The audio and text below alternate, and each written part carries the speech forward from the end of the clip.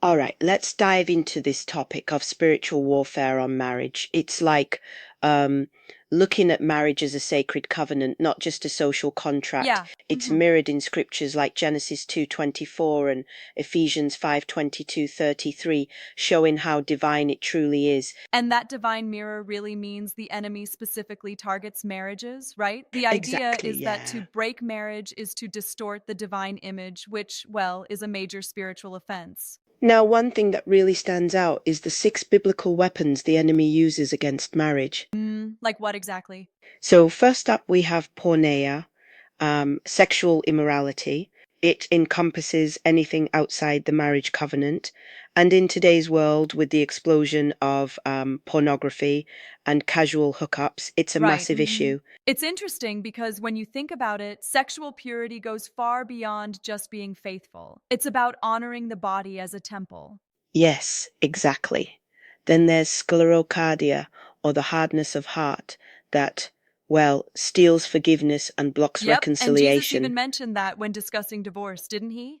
Aha, Jesus pointed out that it's our hardened hearts, not God's design, that lead to separation, and that transformed heart, like in Ezekiel 36:26, is essential. Now, the enemy's favorite tool is deception, right? It's like mixing ancient lies with modern therapy talk. The Exactly. lies such as you deserve better or this is just who I am, break up the union.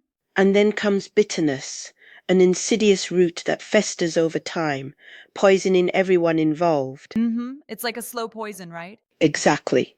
Bitterness, riding on unforgiveness, wears away at the covenant just as Paul warned us to be tender and forgiving, as seen in Ephesians 4:31-32. And let's not forget pride and strife, the leaven that causes conflict and turns simple disagreements into battles. Sometimes I Right, wonder if yeah. we overemphasize it compared to other factors. What do you think?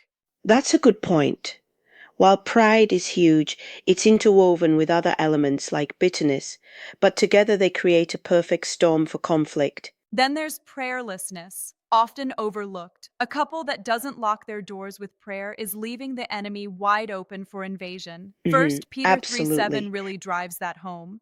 And all these weapons combined lead to the dissolution of the covenant, which God himself says hurts him, as we see in Malachi 2:16.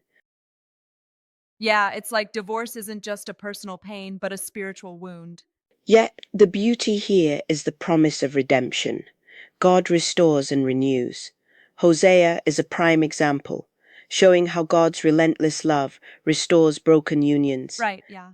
Plus, the idea of agape love comes in, this self-giving, unconditional love that isn't just a feeling, but a commitment, as outlined in 1 Corinthians 13:4-7. That's like the everyday heroism in marriage. And then there's this full armor of God from Ephesians 6:10-18, the belt of truth, breastplate of righteousness, and so on, which together form our spiritual defenses. Absolutely, it's like suiting up for battle every day. Finally, the conversation wraps back to why all this matters, especially in our times where marriages are seen as conditional contracts. Cultural trends are tipping the scales away from what truly reflects divine covenant love. And those cultural statistics, like high divorce rates and infidelity, actually back that up. It's a call Exactly. for believers to be vigilant and prayerful in defending the covenant. In a way, every marriage is a front line, and the same grace that holds Christ and his church together is available to any couple who invites it in. Amen to that.